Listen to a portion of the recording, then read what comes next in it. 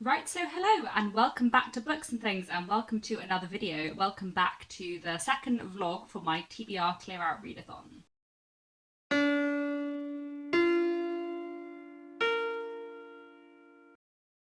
So today is Saturday, the 11th of April, and just to remind you what I'm reading, because obviously it will have been 10 days since the last vlog was up, I'm currently about a third of the way through Death and Mr. Pickwick by Stephen Jarvis, and then I'm also a little bit through Frog Music by Emma Donoghue, and then today I think I'm going to pick up something new, and I think I'm going to pick up The Runaways. So I was sent this for review about a year ago and I haven't got to it yet and I would really like to. It sounds fantastic. It is a little bit longer, it's about 400 pages, so I think this is going to take me slightly longer than some of the other books I've been reading. However, the font is quite big, so it might be a quick read, I don't know. But I am curious about this one, I've heard very good things, so I think this is the next one I'm going to pick up along with the two I'm currently reading, and then we'll see what I get to after that. So yeah, this morning before I get on to my reading, I am going to do a bit of writing and a bit of video editing, and then I think Nick is going to make some bacon sandwiches, which will be nice as well, and then I will do some reading, and later this afternoon I'm going to do a bit of baking and cooking as well. So yeah, I will check in again later.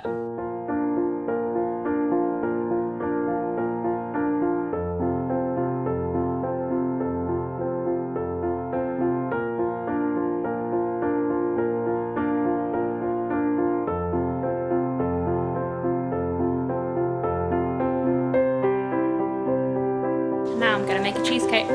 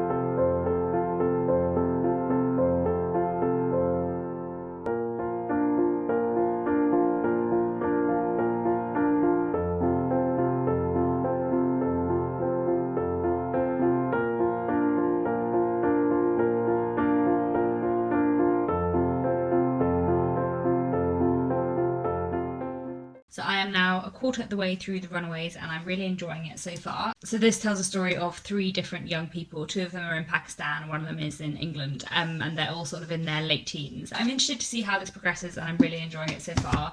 And then this morning I've also read another 100 pages of Frog Music, which I'm really enjoying. This is just fantastic. Emma Donoghue is such an amazing writer. So yeah, I'm really looking forward to reading even more of this. So I might do some more reading later this evening, but first I'm gonna cook and eat dinner. We're gonna have burritos tonight, which is one of my favourite things to cook. So yeah, I'd better get on with the cooking.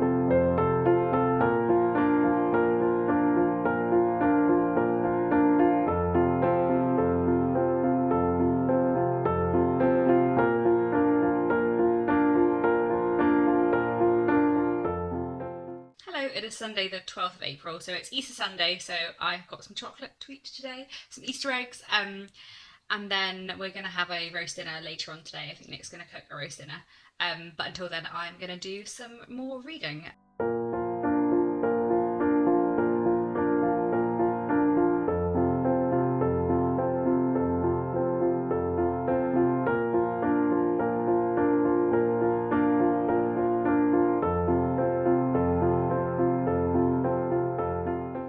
So I've just finished reading The Runaways by Fatima Bhutto. I feel like I have slightly mixed feelings on this. On the one hand, I think it's an absolutely incredible book. It's really, really well written and it's very, very compelling. Like, I read it basically in 2 sittings. I've read it in less than 24 hours, and it's not super short. And the characterization is done incredibly well. However, I feel like because of the subject matter, it's also like a very tough read, especially in the second half. So this basically follows 3 young people and how they all get radicalized and join ISIS. And some of the second half is like quite disturbing and horrific. So it was very good, but definitely like, yeah, the most difficult subject matter of the things I have been reading so far for the TBR Read-a-thon. Good morning, it is Monday the 13th of April, and today I think I'm going to focus on frog music, because I'm a little bit behind on my buddy read with Marissa from Blatantly Bookish. I'm about halfway through, so I might finish it today or I might finish it tomorrow, I'm not sure. I'm really loving this so far. I realised I forgot to mention as well that I have also finished off 2 audiobooks in the last couple of days. One was The Mystery of the Blue Train by Agatha Christie, which Nick and I were listening to together, which is a Poirot mystery, which I really enjoyed. Not part of my TBR Read-a-thon, but still a nice listen. And then we also finished off a short story collection on Audible called Beta Life, which is a science fiction collection where each story is written by a different author, and each author teamed up with a scientist to like look with them at a particular scientific possibility and then set a story sort of 50-60 years in the future related to this particular scientific thing.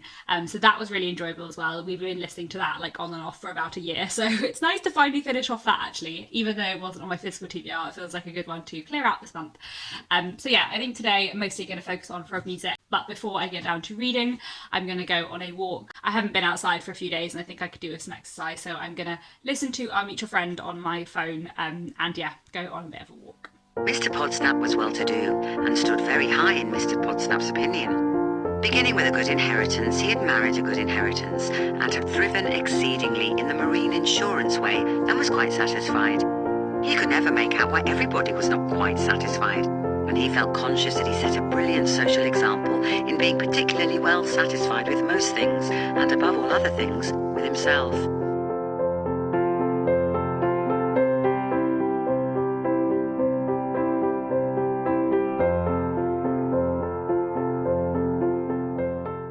So I have just finished reading Frog Music and it was amazing. Emma Donoghue is such a fantastic writer. This was just absolutely brilliant.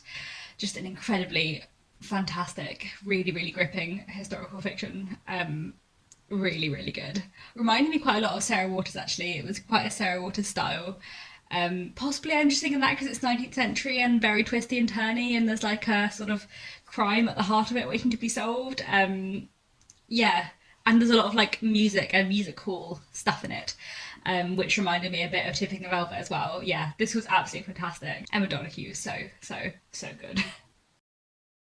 Good morning, it is Tuesday the 14th of April, so I think today my plan is that I'm just going to focus on Death of Mr. Pickwick and do what I did yesterday with Frog Music with this book, and just like get through a big chunk of it. So I'm on page 500, so I'm just over halfway through. And my original plan for Death of Mr. Pickwick was to read a little bit every day for the whole month, but I'm really, really enjoying it. And I also think that being part of the way through such a long book is stopping me picking up any of the other long books on my TBR, so I think I'm going to try and blitz through a big chunk of that today, and hopefully I might finish it today or tomorrow. That's the plan, but we will see how I go, and I will check in again soon.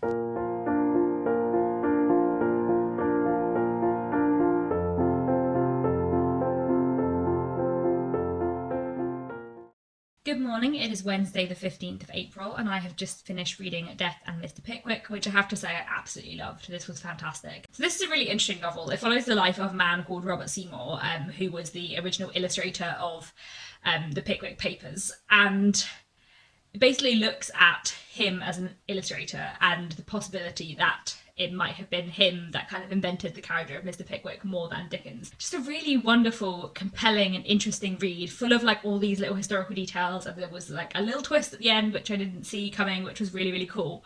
And there's just so many things about this that I really, really loved. I think it's a really fantastic read for anyone who loves Dickens, because it's such good fun and has so many like little Dickens references in it, as well as being very like the Pickwick Papers in its structure, in that it's very long and it's like very episodical with a ton of different characters, which I really enjoyed.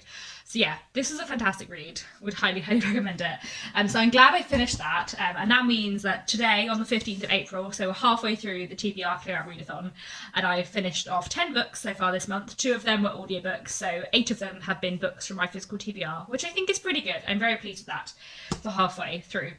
So I think today I'm going to start 2 new things. I think I'm going to start Montmorency's Revenge by Eleanor Updale, which is quite a short children's book, so I don't think this will take me very long. And then I think I'm also going to start a much longer one, which is A God in Ruins by Kate Atkinson. This has been on my shelf for way too long, and I'm very excited to finally get to it.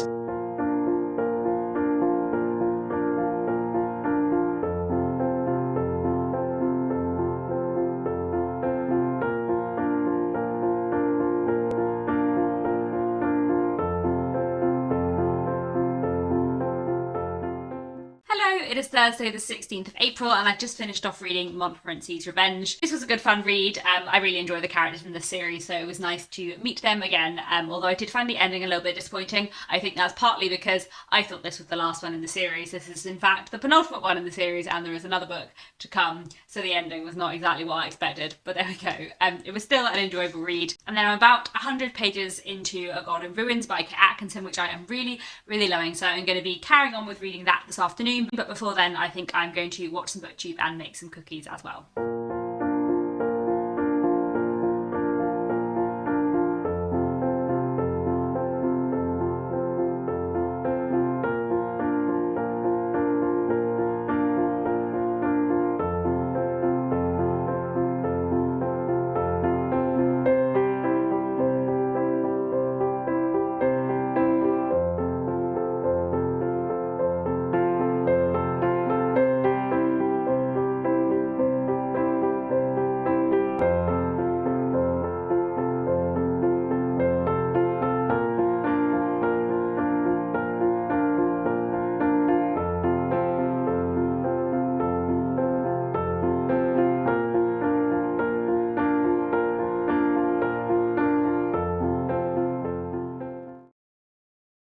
It is Friday the 17th of April, so today I have been reading a bit more of A God in Ruins. I'm now about a third of the way through and I'm really loving it. I'm definitely finding Kate Atkinson a wonderful writer, so I'm very excited to carry on with that. But before I do, I'm going to do a bit of filming and then I think I need to do some video editing because I don't have anything ready for next week, so I'm going to do all my BookTube sorting this afternoon, I hope, so there are some videos for next week.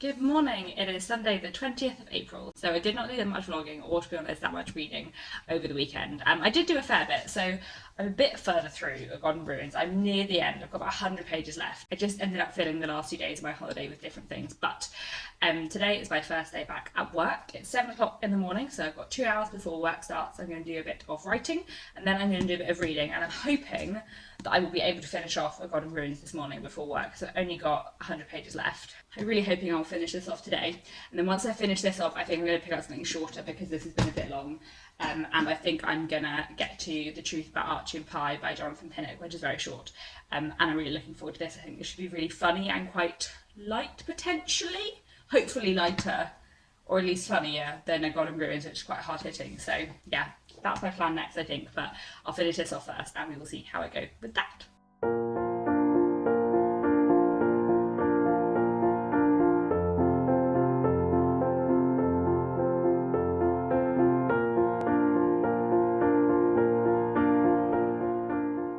So it is just before 9 o'clock and I did indeed manage to finish off A God in Ruins before starting work for the day. So I have slightly mixed feelings on A God in Ruins. I loved Kate Atkinson's writing style. I think she's an absolutely wonderful writer and I think she does characterization just perfectly. Like, I think she's a real master of characterization and creating characters who are very complicated and sometimes dislikable but also sympathetic. And I love the way she weaves lots of different narratives and timelines together. However, I do feel like it was a little bit long. it did take me quite a long time to get through, and I haven't felt the same like drive to pick it up that I felt with Life After Life. Like I never felt that Life After Life was too long, though it's quite chunky too. But this one I did feel was a little bit too long, longer than it needed to be. And I also didn't love the ending. Like the last 20 pages slightly ruined the book for me, and I think that's a real shame. I can't really explain why without spoiling the novel, but I didn't love the very end. And like Life After Life was definitely a 5-star read for me, but there was one small element of it that I think wasn't quite right and meant that it wasn't as perfect as it could have been, which especially the further I get away from having read Life After Life, the more I feel that about it. And it surprised me that I found the same with The God in Ruins, that it was a wonderful novel with one element where the premise was kind of taken too far, which I didn't love.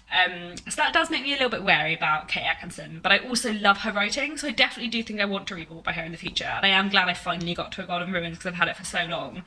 But I feel like maybe I'm not going to love her as an author as much as I thought I would when I first read Life After Life. So I'm about to start my day of work now, and I don't think I'll get too much more reading done today, so I think I'm going to sign off the vlog here as it is the 20th. So far, 2/3 of the way through my TBR Clear Out Readathon, I've read 12 books this month. 2 of them were audiobooks and 10 of them were books from my TBR Clear Out Readathon.